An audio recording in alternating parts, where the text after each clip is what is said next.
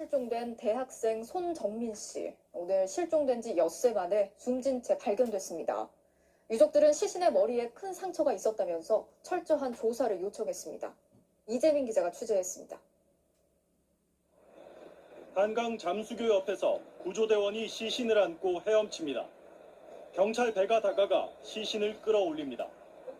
무사히 돌아오길 간절히 바랐지만 22살 손정민 씨는 실종 엿새 만에 결국 숨진 채 발견됐습니다. 실종 전 편의점 CCTV 카메라에 찍힌 옷차림 그대로였습니다. 손 씨가 발견된 곳은 실종 장소에서 겨우 수십 미터 떨어진 곳. 물에 떠내려오는 시신을 민간 구조사가 보고 구조견을 보냈습니다. 수상한 물체가 떠내려오길래 다가가는 순간에 시신이 뒤집히면서 얼굴 부분하고 옷 부분이 노출된 거예요. 큰 우려가 있어가지고 놓고 오라 그랬어요. 보고 싶고 안고 싶었던 하나뿐인 아들. 다시 볼 수 없어도 살아만 있어 달라던 아버지의 간절한 바람은 이루어지지 않았습니다. 어머니는 그 자리에서 주저앉았습니다. 아버지는 차마 이대로 보낼 수 없어 아들을 덮은 천을 자꾸 들춰봅니다. 그런데 아들의 마지막 모습에서 아버지는 뭔가 이상한 부분을 발견했다고 했습니다. 얼굴이 너무 깨끗해서 다행이었어요. 뒷머리 사이에 상처가 있었어요. 긁힌 상처의 수준이 아니고 날카롭게 베인 상처인데 두개골이 보일 정도의 깊이라고 하는. 아버지가 눈으로 본 상처만 3곳. 유족은 즉시 부검을 요구했습니다. 누군가 손정민 씨에게 상처를 입혔다면 그 자리에 누가 있었는지도 철저히 조사해달라고 했습니다. 우리는 어차피 더 이상 살 이유는 없는 사람들이기 때문에 정민이의 원한을 밝혀야 저희도 죽을 수가 있어요. 그러나 실종 당시 상황은 여전히 정확히 알 길이 없습니다. 같이 있던 친구는 새벽 3시 반까지 손 씨가 옆에 있었다고 했지만 1시간 뒤는 기억하지 못했습니다. 경찰은 지난 26일과 어제 손 씨와 같이 있던 친구를 최면 기법으로 조사했지만 별다른 소득은 없었습니다. 경찰은 유족 요청에 따라 정확한 사망 원인과 시점을 밝히기 위해 내일 부검을 실시하기로 했습니다. MBC 뉴스 이재민입니다.